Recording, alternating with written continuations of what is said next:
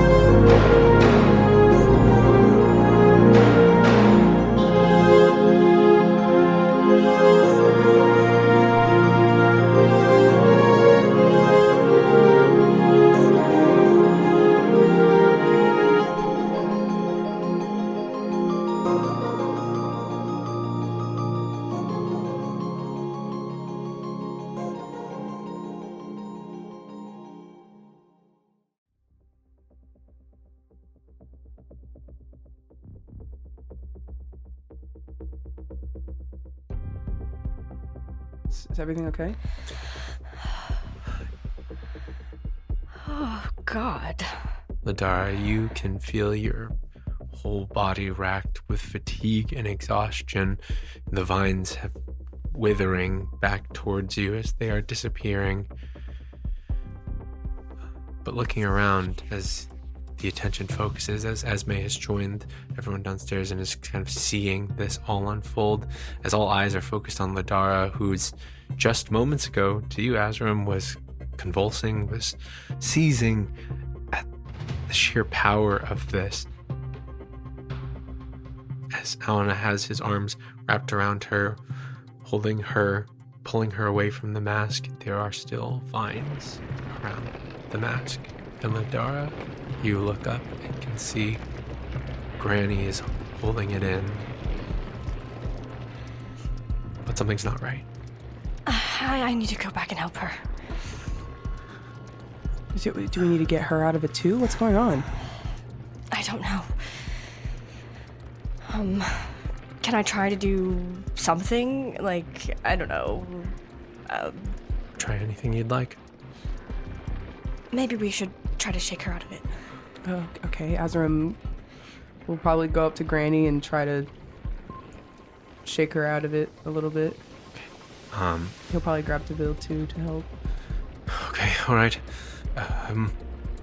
Lorraine, as you both begin to approach, how are you shaking her out of it? What are you going? I'm first gonna just try by calling her name and maybe touching, just shaking her arm a little bit. Make a strength saving throw. You and Deville.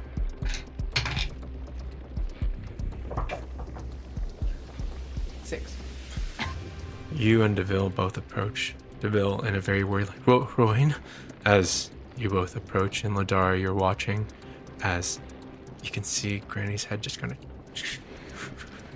shaking, vibrating faster, violently, as sweat begins to pour off her, and as Azram reaches his arms out, and Deville as well, you see the vines from the ceiling just wrap around both of them and begin to pull them backwards away from her as Granny's vines are beginning to pull the mask towards her. Okay, I'm going to try to shake out of Auna's grip to just, like, throw the vines and try to get back into it. Okay, all right. You push back from Auna, and Auna kind of shocked. No, don't. As your vines are already out and wrapping around the mask and Granny's.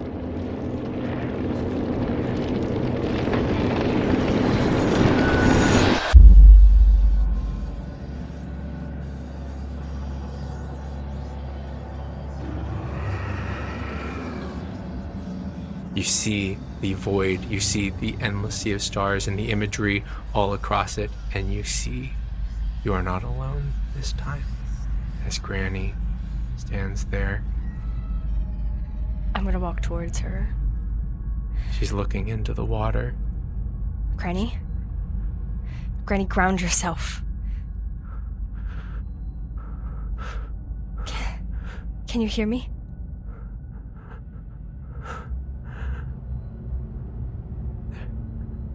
So much. I'll reach for her hand and hold it. You begin your approach to Granny, and you hear this splashing from beneath you as you feel arms grabbing at you. Go ahead and make a dexterity save for me. Oh my god. From beneath the water. Disgusting. 18. You see the hands and bodies bloated and drowned in ether and power, reaching, pulling you, trying to drag you from the water. But your reflexes save you even in this space as you wrench away from them, as the arms sprout out across this mirror-like surface. You begin to rush towards Granny. She seems to get farther and farther, but you press onward until you are there, near her. And from behind, she looks different. Her hair isn't so grayed anymore, as she is halfway to extending her hand towards one, reaching out towards her from beneath the water. Granny, don't. You need to hold back. Try and think of things to ground you, just like you were telling me. Just think of Deville. I have to save them. I can't. This isn't the way, and you know it isn't. It's real. You know it's not. You know it's not real. Think of Joey. You know this isn't right. Thoughts rush through her head. Her hand wavers. From ahead of her, something is beckoning out towards her, telling her that this is the only way that she can protect them from what is up there and what is coming. Make a persuasion check for me.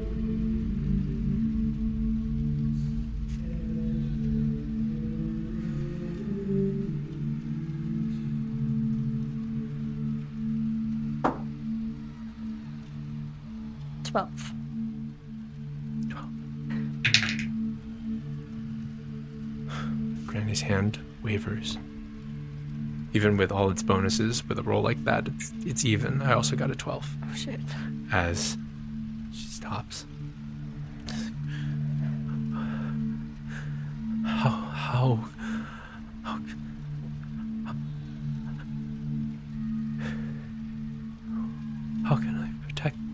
How can I protect anyone from that?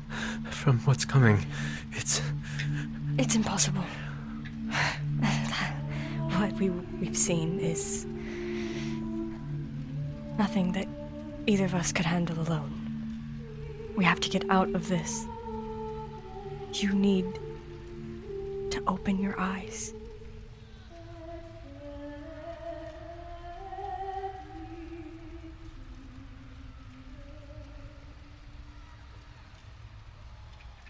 Make another persuasion check with advantage. That was a 7. Oh. On the outside, you are eyes closed. Vines are wrapping around this mask, pulling it away from Granny as your purple luminescent energy is contending with hers in this battle between student and master. Vines are wrapping around everyone that tries to contend with them. The Riders of Fate are casting spells to ward off each and every last lashing and imprisoning vine that is trying to pull at them, as Alna is trying to free Azram and Deville as the vines begin to choke them and pull them off of the ground. Oh my god. Can I just fucking, like, let it rip or something? I feel like at this point Ladar would be so overwhelmed and so, I just need to get her out in any way possible, like... Make an augment check for me. 21.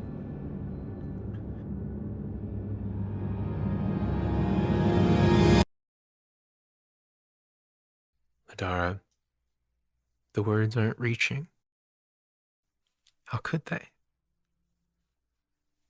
You are contending with a mask created by Archfey, masters of deception, of illusion, of convincing.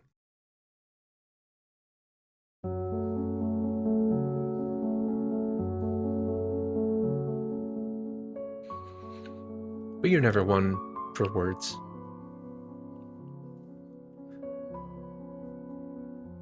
Your body moves instinctually towards Granny. As the hands reach to pull you away, you are too quick. As you grab hold of her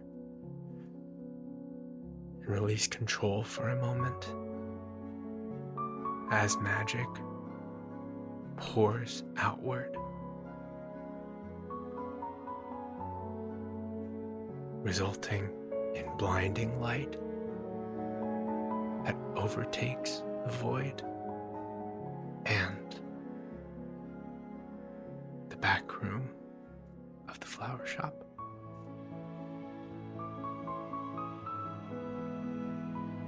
When finally you all begin to regain your consciousness, the room is disheveled.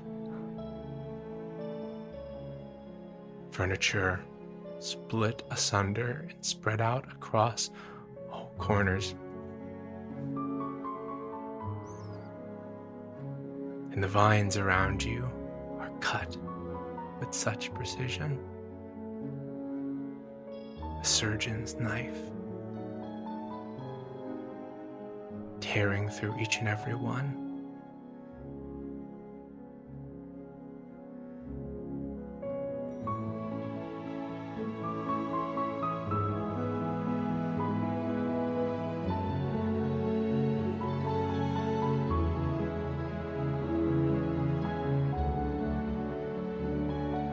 And you awake, each of you, to see Ladara and Granny unconscious. In Ladara's hand, a dagger, gleaming with pink and purple energy. And you can see the vines that once restrained you. At every cut, there are blooming flowers that trail all the way through Ladara's very hair.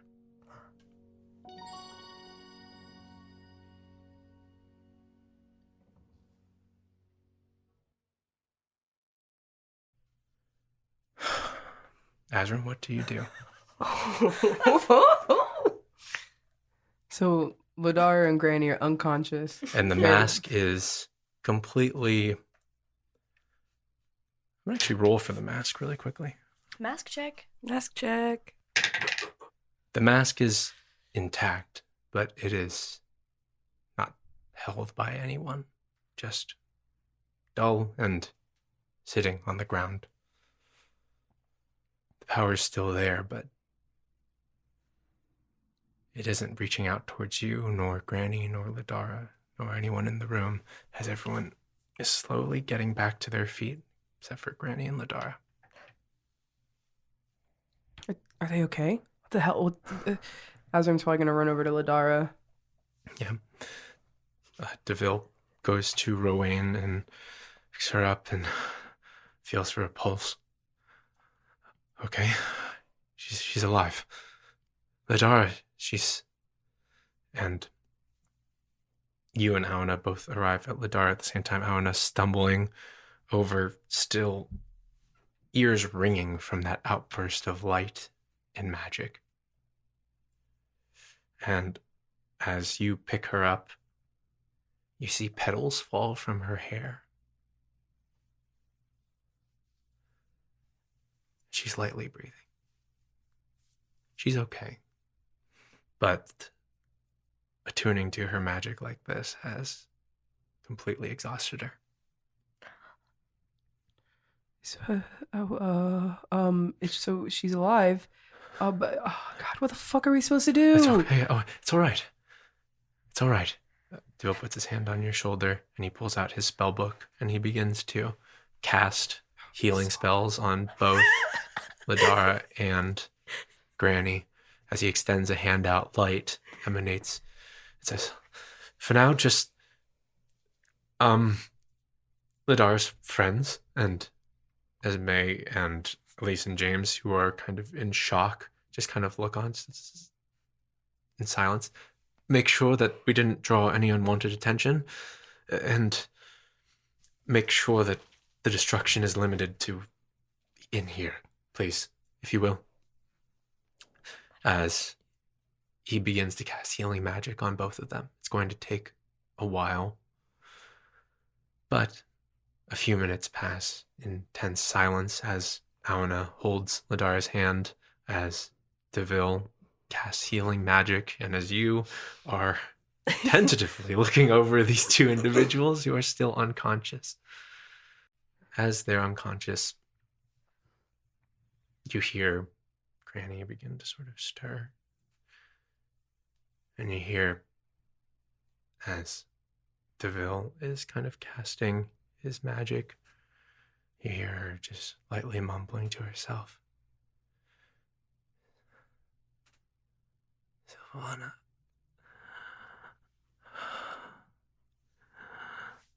It's okay. It's all right. I'm here, Mother. But time passes, and slowly you come to consciousness, and Granny remains asleep just a bit longer before she also can blink her eyes and says, Oh, what happened? What's going on? Are you guys okay? Please tell me you're okay. Please. Azrim's closing his eyes. I'm all right, dear boy. I think so. What the hell happened? Granny's all right. My Granny. I'm okay. Thank God. I'm okay. I don't know what happened. Who is in? What happened in here? You tell me. You look around and see a combination of Granny's vines that are outstretched across this place like cobwebs, but hanging limp and dead. And in their place, at every cut, you see those blooming flowers. What's going on? Last time I checked, I don't know how to make flowers, Ladara. So. I did this. What have I done? What did I do? It was all so quick. There was just a flash of light, and then I felt something push me back. Then you were on the ground. I don't know. I just did anything I could to get you out. I don't know what I did, but... Granny looks on at you and breathes a sigh of relief. You are full of surprises, my dear student. And I knew I could trust you. I'm just sorry that I lost control there at the end. That's why you taught me.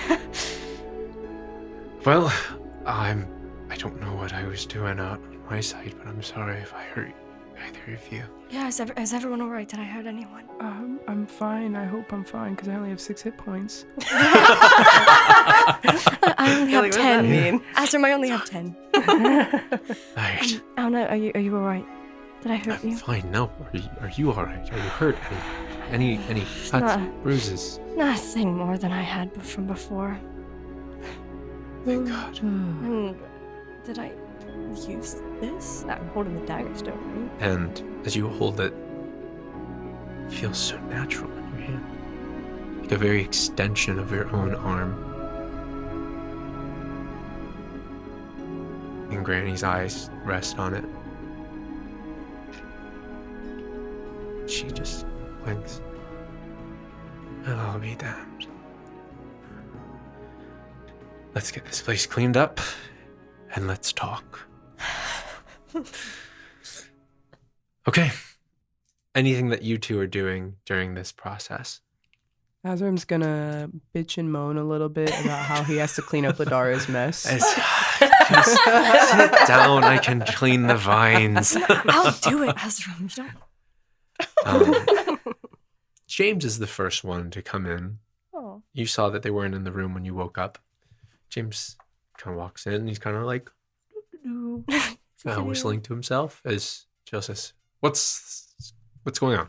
How is everything outside?" James is like, "It's fine. It's good." What do you mean? Good? Are you sure? Yeah, it's good. James, Dude, are I you don't lying? believe you. James, I never believe you. Esme and Elise are dealing with it. With it? What did I do? James, what did I do? Azram's gonna. It's not. I don't No, think it's, and I she's don't think going. it's- She's going. Oh, She's looking. Jeez, She it's not- can't. I don't think it's your fault. No. As you are pushing out past, What did I do? you see Joey frantically sweeping up the front of the store, and you see that every flower in here is definitely not how you left it. They're overgrown, but not in the way of, a bit untended to. It's as though they've burst outward through the windows, growing all outward across Blondie's botany. And as you, in horror, step out through the front, through broken glass and rainforest-like flora, you push out to see the flowers all extending upward and covering Blondie's botany, a few of the surrounding buildings, and all into one enormous blooming flower on top of the botanist shop. Girl, what'd you As do? Esme and Elise are just kind of trying to chop away at some of them, and they just keep growing back. And Esme looks and says, "James, I told you to leave her." Oh, Lydara. God. Oh, God. No, it's There's so many flowers. probably fine. Oh, as my God. That's a really big flower. The neighborhood has begun to gather as they all look Oh, no. on Oh, God. I don't want them to see me. Oh, God. In- What have I done? wonder as this store is destroyed, yes. But in a way, it's beautiful. They all stare upward. Even the guard doesn't really know what to do about this as they kind of scratch their heads and look up at this and says, "You hear one of them, should we call this in?" Or it's like, "It's not, this is outside our pay grade. It's not, dude. No. Listen, Lydara, why don't you go inside a little bit? We're going Oh, to see what we can do my about God. this. We're going to talk to some people. Just go and Okay. go and lie down. Okay. It's okay," Elise All right. says. And I'll go back inside. We'll push forward as we move a little bit further into this cleaning. In fact, now would probably be a good time, now that we've gotten through the discharge papers and everything is cleared up there, that about an hour or so later, as things are winding down, Vincent Renair and Dresden a little bit further behind. and Dresden. You are just finishing recapping your entire adventure to Renair, who is also still attached at the hip to you, basically, holding your hand, talking as you're rounding the corner. Well, at least everything's calmed down now. As you turn the corner and see the destroyed Blondie's botany and the enormous flower where everything stands and the crowds that have gathered to look upon them, then the gazetteers who are with like cameras that are like taking pictures of the shop. By this point, I think Azram would be outside being like, $5 a picture! $5 a picture if you want to see the great flower! There's a dead body! Inside, yeah, right in the back room. It's just an illusion, you know? It's to hide the fact that there's a dead body. They've hidden it at this point, but as you're cleaning the inside, Vincent, Renair, you are both approaching as Renair's like, I cannot leave anyone alone for 5 minutes. You begin to break and push through the crowd as Dresden is looking up and says, oh. Just like starts laughing to himself as he pushes through. And he looks. I'll stop Azram who's outside. Hey, no pushing in front of... Oh. What the fuck happened? You want a flower? What are you doing? We have so many. What are you doing right now? What am I doing? I'm making the best of a bad situation. Is what I'm doing. What happened? Is everybody alright? I think maybe you should go inside. 'cause- Azram, come on. Come on inside. Stop selling flowers, whatever the fuck you're doing. Come on. James is there with the money box, just like, do I stop, boss? Dresden, will you take post? You got it. Dresden You are all insufferable. Dresden has the first smile you've seen since he left the tower as he's looking up at how ridiculous the situation is.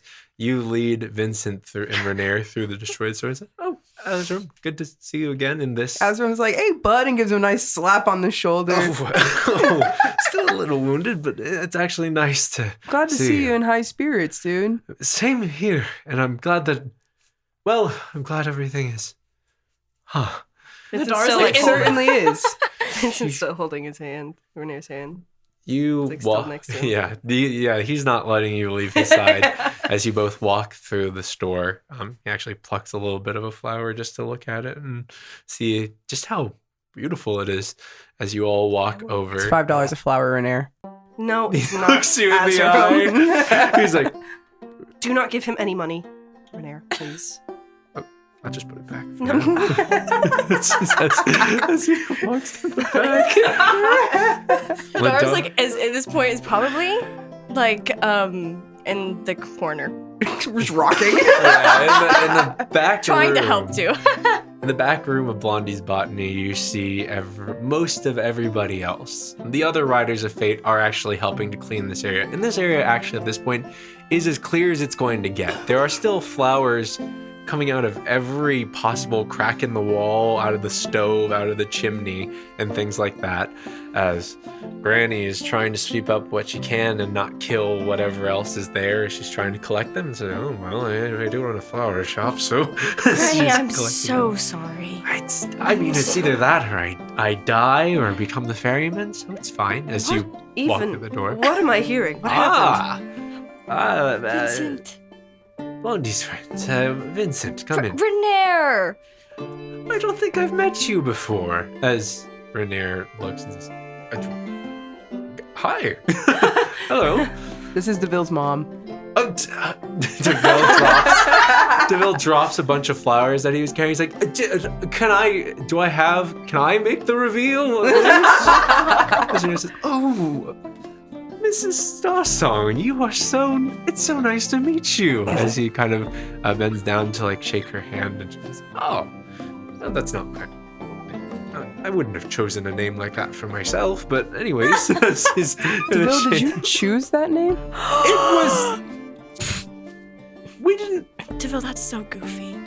dwarven last names, it didn't fit me, I thought. And Ren said, he's a little temperamental. It's very nice to meet you, Renair. Hey Let's guys. take a seat. Joey, come, go put some tea on the kettle. As you hear like behind you, and Courtney was the like, hyena "What the man starts making tea. Oh, tea. Sounds great. So what happened here, everyone? I thought you were looking, That I like at looks the mask, around. and then is Rosanov? Where is she? What? Still in a wheelbarrow. Rosanov is covered in flowers. Buried currently. in a bed of flowers, slay me at the river. Rosanov is resting comfortably in a wheelbarrow covered in flowers. All right, so she's still dead. Okay. Good. Okay. Honestly, in my opinion. Oh, sorry. I know I shouldn't have said that. I'm just trying to come to terms with everything. Let's start from the beginning. What caused this? Ladara. And if you'd like to expedite the explanation, it takes another probably 30 minutes to explain how the mask is now locked away in a lockbox that is sort of in the corner of the room. Okay. He explains everything, and by the end of it, you all just sat there. Runer's kind of just nodding. Huh. Quite an eventful 24 hours. Yeah. Yep. So, any decisions on the mask then? Any idea of what we should do with it then? We can rock, paper, scissors it. No, I No. don't. I feel like at this point, it's not. Don't put it on. I'm just gonna say, I don't think that it's a good idea. It just feels like Did Granny and I even talk about what we saw? you haven't. No, I don't think you have had a chance to even explain to everyone exactly what you saw. But if you'd like to if you like to talk about it, actually, yeah, this would be a good thing to put in your own words. Well, you see, besides all the, flowers and this part of it all, me and Granny did see a lot. And it wasn't good at all. And we kind of saw a vision of what looked like a prophecy of the future. Not a good one. End of the world sort of thing. Is that what you think Rosanov saw that made her do All the that? things she did? If I had to guess. Yeah, and it was... it was not pleasant. The mask. I could feel the amount of power that it offered. But I also saw that power. It's killed basically every person that's owned it. And the entire time, it certainly didn't do well on them. And despite best intentions, the feeling that it would drown me in magic, in arcana, that it would corrupt me. I knew it would, but, well, it made quite a convincing argument. When I saw what was in store, whether that was real or fake, it seemed logical. It was only because of Ladara that I'm not wearing the mask as we speak. What do you think would happen if we just broke it? In the wrong place, with the wrong procedure, we could wipe Lunastra off the map. Oh, Not good. Containing it's our best option. It's so powerful. Finding someone who can destroy it is the next step, I suppose, but even then, I don't know a mage in all of Afra that could do something along those lines. Well then, what's our best bet at containing it properly then? let's put it in an amulet. I wish. Ezra. That's like in poor taste. It's a All little right. soon, but... Vincent just rolls his eyes. fucking amulet. For now, I can think of creating enough seals to at least hide its presence here in the shop. Isn't that dangerous for you, though? I probably won't be able to stay here, but if I bury it deep enough under the shop, then perhaps that would be enough to conceal it for enough time to find someone who may be able to destroy it. And if I then stay away for a while, then I won't be tempted myself to dig it up. But with the power to move the very rock beneath it and that sort of thing, I'm sure we can at least buy ourselves a few days, few weeks, maybe. Do you think if we revive Rosenoff that she's gonna be the ferryman again? Well, that's a matter of how the rules work. If there was a creator of the mask somewhere, then sure, we could ask them if the rules would apply like that. But I suppose it's a flip of the coin at this point. I guess you're right. There is somebody who made it, right? Yeah, and I believe that It's not like signed or anything, right? we might have seen all of the ferrymen. Is that, Granny, is that what we saw? Was that every ferryman that's ever been? I at least recognized one other face besides the one that you've rolled into here. And that's enough evidence for me to at least say that at least those are people that made the choice I was about to make. How many people were there?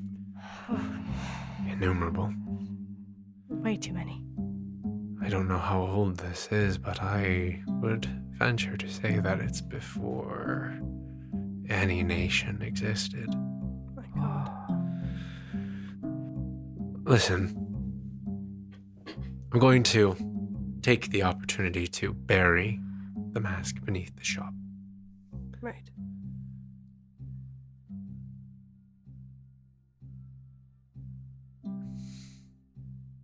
The power that it holds, yes, it can solve many a problem, but I think that's what it's trying to tell you all. That's what it wants you to think. And I'm sure that if there was someone strong enough to wear it, with a will strong enough to resist it, that's possible. But the risk is far too great. It even made me want to put it on. You're about as stubborn as they come. For now, if you'll all stand back, if we're all okay with it, I will bury the mask. I think that might be best. Put it in the ground. All right.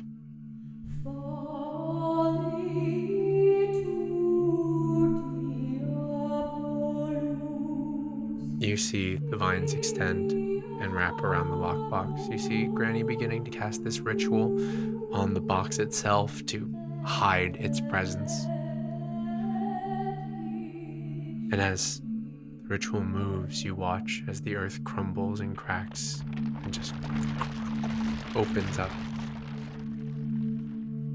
You see it goes far, far deep down under solid rock and foundation of Lunastra itself as the box is pulled down, lowered like a casket into the ground.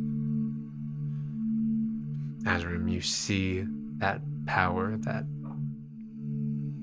held your father and half-brother at bay, that caused them to hesitate just a moment. It is pulled beneath. You hear the singing.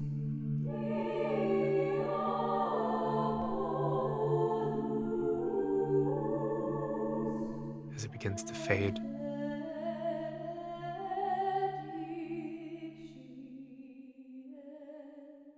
And as the rock encloses it in a tomb, it seals.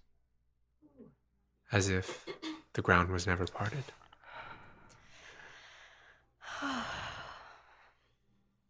Oh.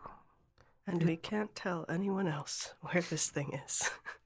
No, we have to make sure that no one else besides the people who are here know where it is. I wonder if we can find anything out about how it was made or who made it. Probably. There has to be records. You all sit back. One problem put away temporarily for now, but solved to an extent.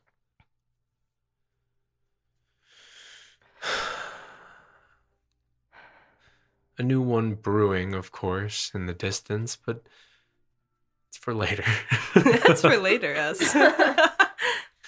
I'm not going to put it on you so that you have to act immediately, and time now is not going to be moment to moment, minute to minute. It's going to be now a little bit of expedited time for you to ask questions, investigate different things before the Lantern Festival, which timeline-wise is like in 2 or so days, if we're working on the same timeline. So Blondie's botany will be cleaned. However, these flowers are resilient, and Rowan is going to clean up the glass and find a way to build around the flowers to kind of incorporate them into her shop a little bit, though it's going to take some time. So she's going to be rebuilding that over the next few days. I'm sure there's a lot that we want to do, and it may not all happen this episode, but first we're going to take a break. And during that break, I would like for you to level up your characters and choose your new abilities and spells.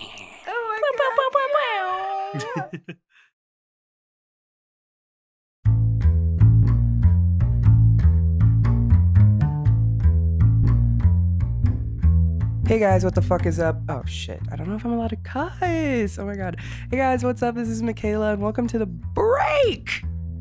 This is going to be the world's quickest break because it is currently 10:53 a.m. on Friday, which means that the episode comes out in just a few hours, and I forgot that because Christian is out of town, I have to record the break until just now. But don't worry, guys. I got it. So let me start off by talking about our wonderful sponsor, which I believe we have a giveaway that's ending today. So go to our social media to check out the winner. I don't know if it's going to go up during the break or after the episode, but it's going to go up today. I hope you won. If you won, congrats. If you didn't, maybe next time. But that giveaway was sponsored by our lovely sponsor, Dungeon Depths, who supplies quality gaming supplies with character. And I have got to say, maybe I'm a little biased, but my Dungeon Depths dice happen to be my favorite dice out of all of my dice, and I have a lot of dice. And I just can't go back. Once you go Dungeon Depths, you never go back. So you go Dungeon Depths and use code SOFPOD, SOFPOD, for 10% off, I think. Why not? As I think Christian mentioned last week or at some point, we, after this season wraps up, which it is wrapping up soon. It's pretty cool so far, right? Anyway, after this season wraps up, we're going to be going on a break to do things that we can't do while we're putting out the episode. Some personal things, but also some episode-related things. So patrons, be on the lookout for things such as the rest of the Bonnie one-shot, maybe some exclusive content that maybe I'll crank out because I have time now, and maybe some fun streams or games or stuff. So if there's anything you want to see us do, now's the time, because editing an episode every week, it is more time-consuming than you think. But we're able to keep doing it because of our lovely patrons. I'm going to read 5 patron names right now at random. I'm just going to go and I'm just going to pick. So if you're Romeo, Courtney, Jess, or Alyssa, congrats, you're in a Michaela break. And also, thank you so much for supporting us on Patreon. We were able to get a studio, we're looking to upgrade equipment, and do literally so much more because of your support. So if you can, consider becoming a patron because it really helps out the show, and because patrons are going to be the first ones to get a lot of the content that we'll be coming out with while we're on a break. To make sure you're always in on the loop, why don't you go check out our social media, give us a like, give us a follow, maybe turn on post notifications if you really want to know what's going on. And you know what my favorite thing is to do on social media? Look through the hashtag SoftPod on Twitter and other platforms. Maybe I do it the most. I do go through other platforms and I see what people are talking about. So to the few people on Tumblr who are talking about SoftPod, you are strong. And I'm happy for you, and I'm proud of you. But if you want to definitely be seen by the cast, go to twitter.com and use the hashtag SoftPod. Here, why don't I give you a little tweet prompt? Who would you fuck, marry, kill between these? Am I allowed to say fuck? Who would you kiss, marry, kill between these 3 characters? DeVille, Yarlaxle, and Geronimo Johnson. Please go and use the hashtag softpod. I need to know. And if you don't have Twitter, leave it in the comments section or go to Tumblr. I'll see it there too. But anyways, I really want to go to Dunkin' Donuts and get myself a coffee, so I'm going to wrap this break up. Thank you so much for listening to the episode. I hope you're enjoying it. Let us know what you think. Consider leaving us a review or 5 stars on podcast rating things, the things that make us get more exposure to other people, because we want everyone to listen. Thanks. Bye.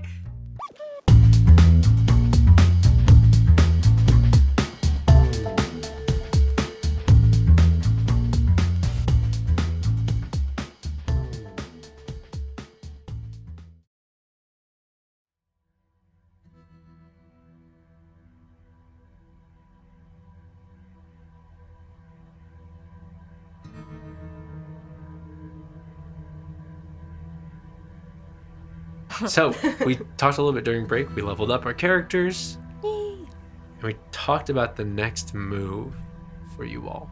And there's still one glaring issue left over.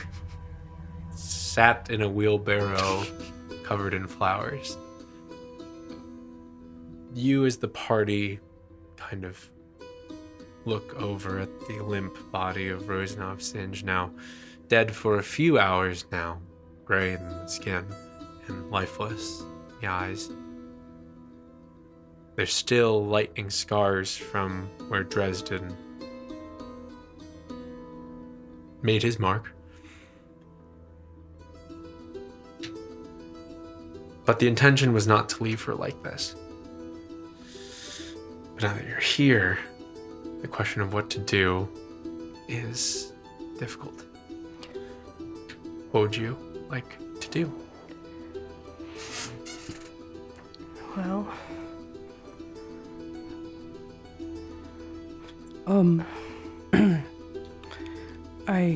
there are a couple things that I can do with her soul. If you wanted to get any information before we resurrected her. okay, it might be a good idea. What can you do?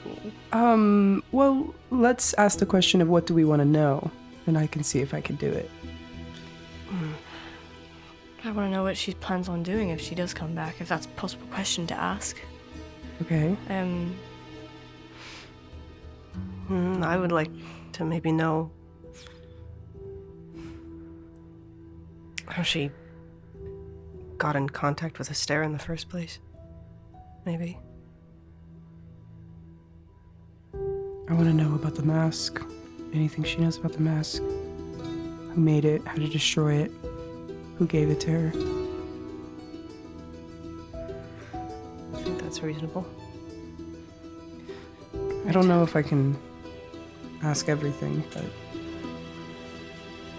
I think at this point, the mask is most important to know for us right now, I guess. And then we can always talk about the other stuff if we end up reviving her.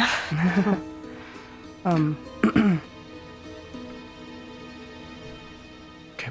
I can also see like an experience she had, like if there's any. So I could probably find the moment that she met Estera. Okay. Wow, you can do all that? Oh, Ladora, I'm pretty powerful. Jeez. Really powerful magic. I don't think you're the one who put the flower on top of the building, but, you know. Oh, I didn't know you did that on purpose. Adjnor gets his power from somebody else, so it's not really... Someone else who saved your life. Yeah, I know. I look up at the sky, I'm like, thank you. Thank you. Thanks, I guess. Thank you if you're listening. Okay, just talk to the soul corpse thing. Don't tell me what to do, actually. All right. Ezra, I'm really not in the mood. Let's just focus. Alright, so you're using Soul Cage? I'm gonna use Soul Cage to try to talk to Rosanov. You pull the silver cage out, hold it out there, and floating in the center is a small little will-o-wisp They look like the souls from Soul Eater. Pretty much. A little light flame that reflects life outward, glimmering. The very essence that makes Rosanov. And you speak outward. What do you say? Hey. I have a few questions.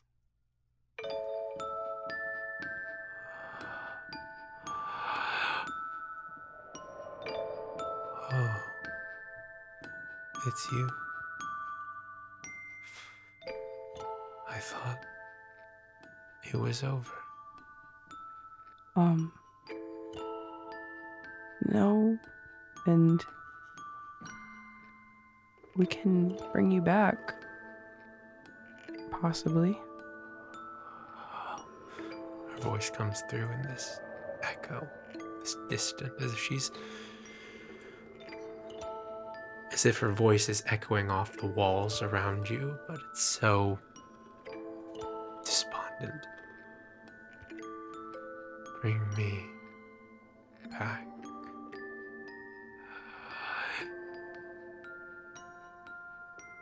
Do I deserve that? Show me. Everyone's like, don't ask me that question. Can we hear all of this? Yeah, you all can hear it. Oh. Okay.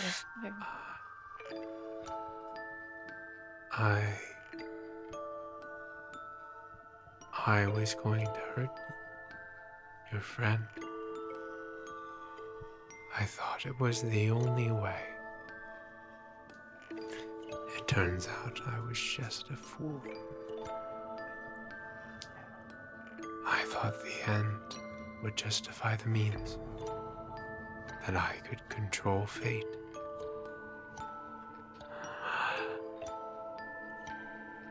Here I am now. If we bring you back, what are you gonna do?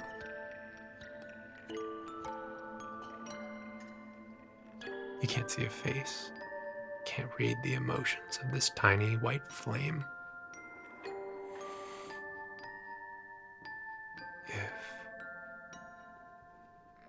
If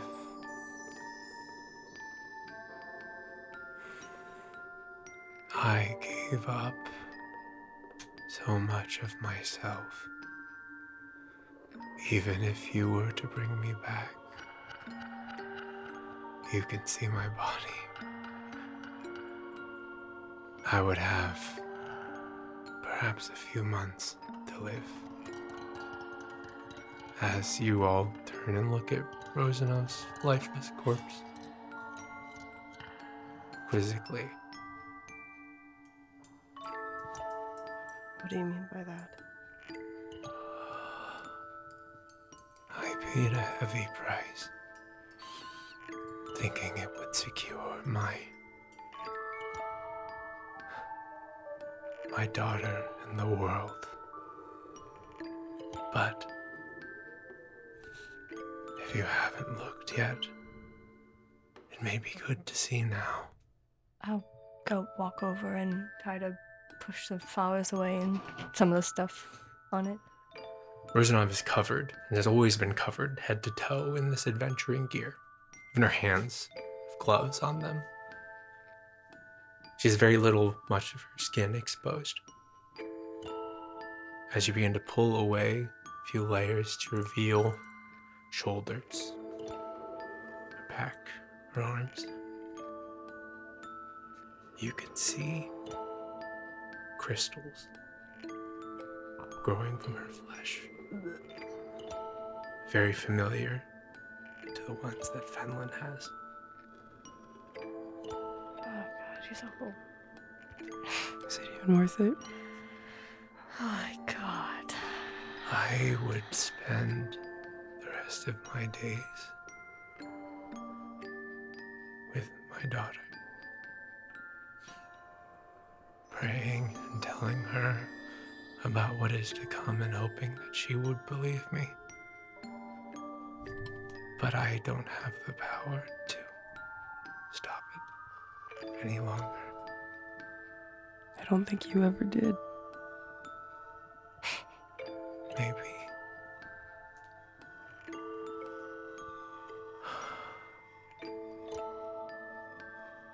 Maybe I never did. And that thought is so sad. I did everything thinking it was right, but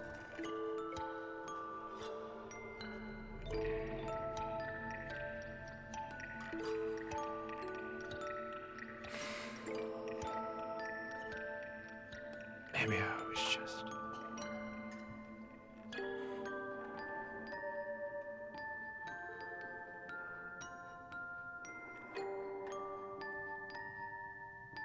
consumed by the mask. Or maybe just a self-righteous fool.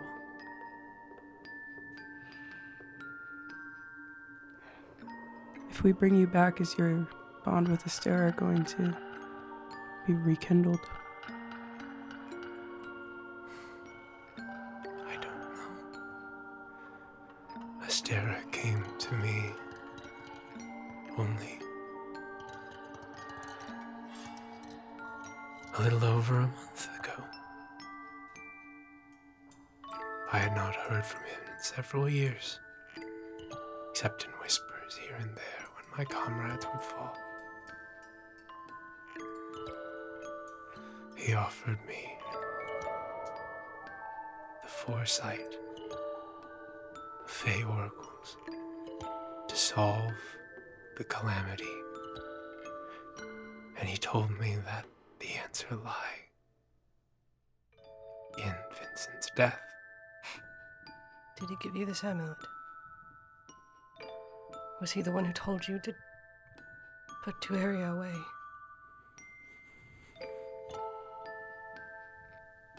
He was not the one who told me, but he did give me the means. It was our decision as a group, though I suppose it wasn't mine alone. I just... The Swords of Fortune were my family, and they told me that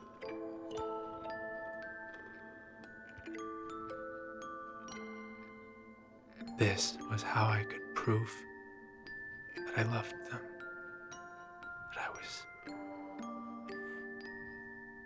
that I was dedicated to them. And so I did put the amulet on the child, and I did tear it off.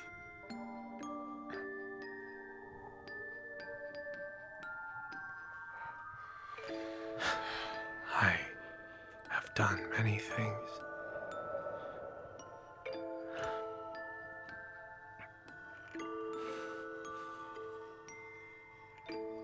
In pursuit.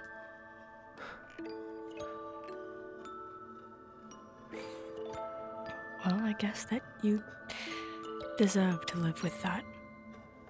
I suppose I do. I thought maybe another chance at something real was given to me when the Orcish man left me his daughter all those years ago. Who? Traveler, who I owed a favor to. A bard.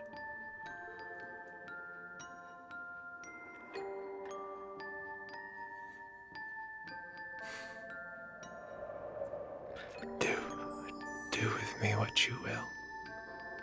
Just whatever happens to me, make sure Elizabeth is safe in the coming days. She's all I have left. I can't let her die. She's the only one who knows anything about anything to do with me.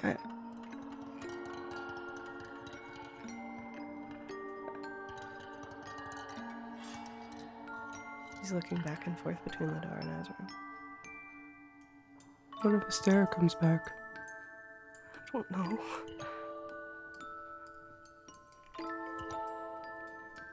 Is it worth it?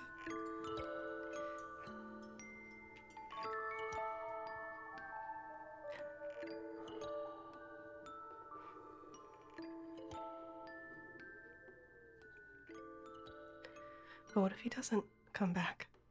And what if it's fine?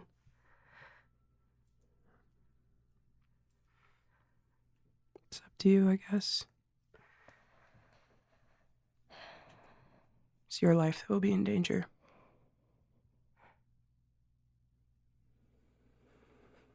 Whatever happens, Vincent, I'll protect you.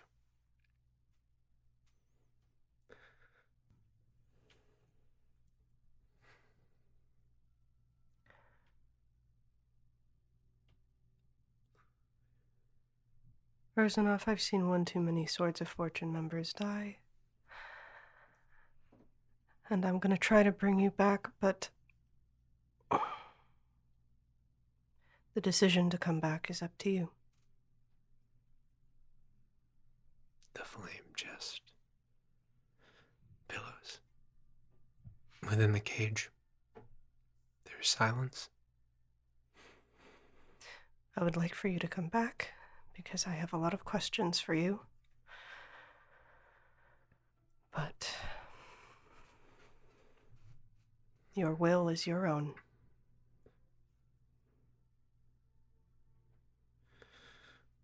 That's all right with you both. I think I could kill her again. Well, I didn't kill her the first time, but I could have. I think that if she's going to die eventually anyway by this curse upon her, then why take Elizabeth's mother away from her when she could have a little bit more time? I know I would have wanted a little more time.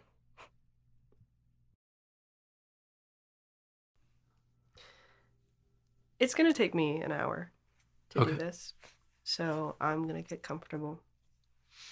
And I'm going to do the same ritual that you guys saw me perform on Silk. Another mom. Another mother.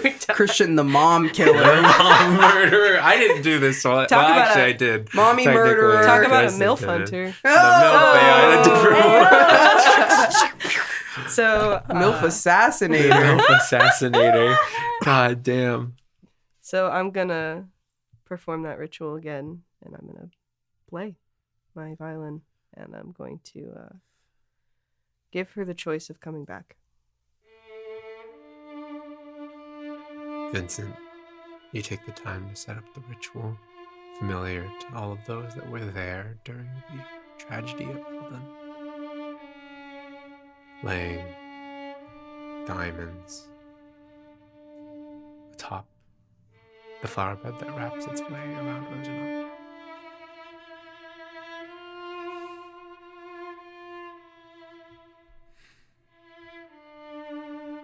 This person, in another timeline, this person caused you so much pain. They tried to take you away from the world, to make them forget about you.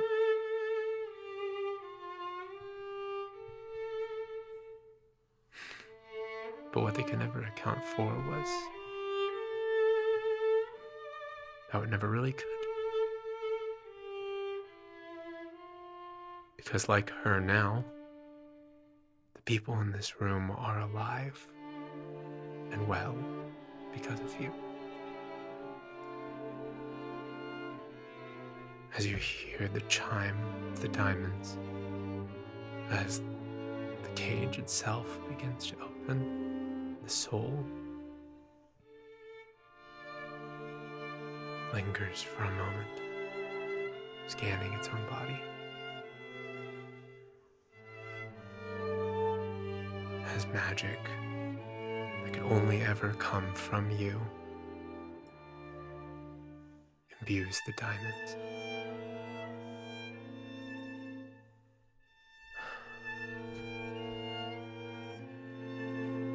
in a district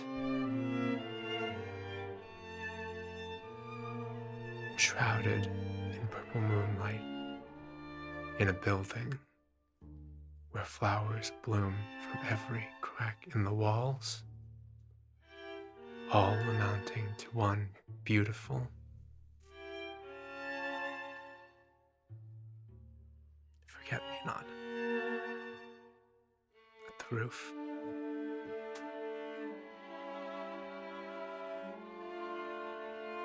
The diamonds emit another glow that fills the streets in twinkling stars, and the soul sinks into the body as risen off.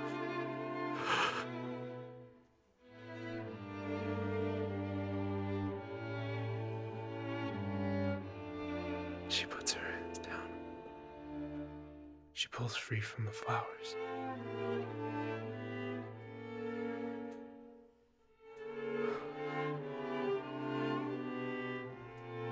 And she raises her hands in surrender. Thank you. And I'm sorry. As all of you look on,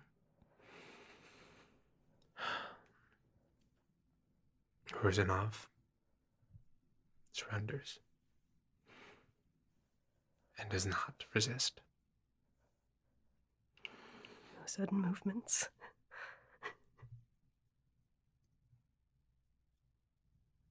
And in a place very far from here, in another tower of masks,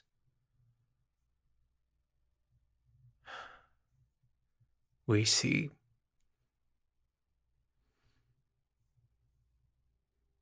the enraged entity that was not there before, standing over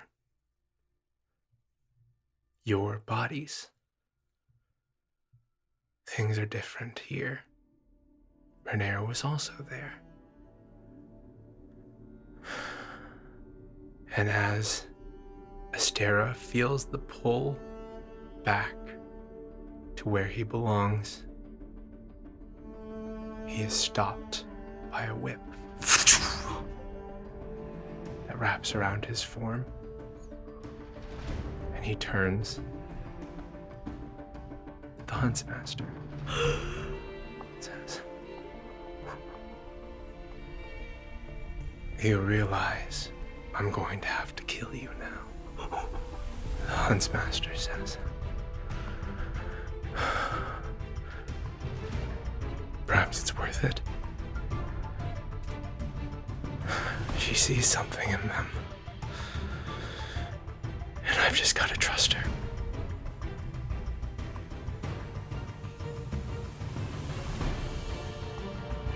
Those are his last words.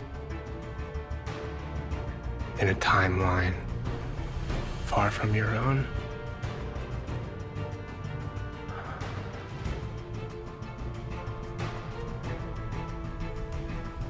and because of that, Astera does not appear, and Rosanov is able to surrender.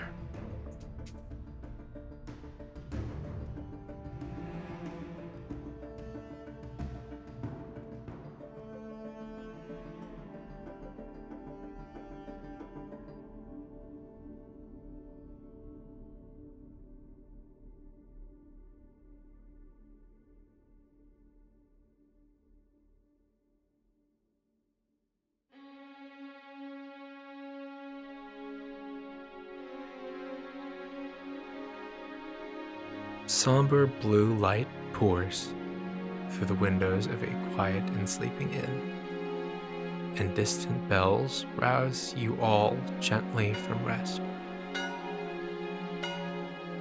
You feel the effects of a good night's sleep, the first you've had in a long time. As your adventure in Lunastra, the Witchwood Market, the Tower of Masks, has left you exhausted.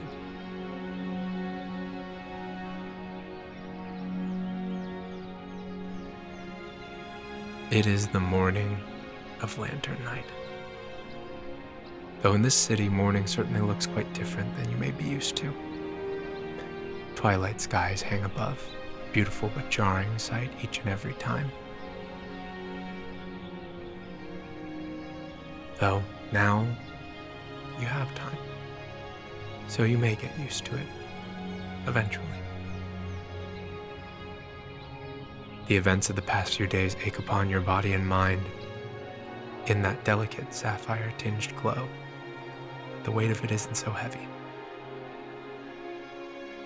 The sound of the city streets is far more hurried today, a result of the coming crowd and excited expectations. But the day is yours. It is yours to have as you've pulled it in the very clutches of fate itself. And it is all of yours.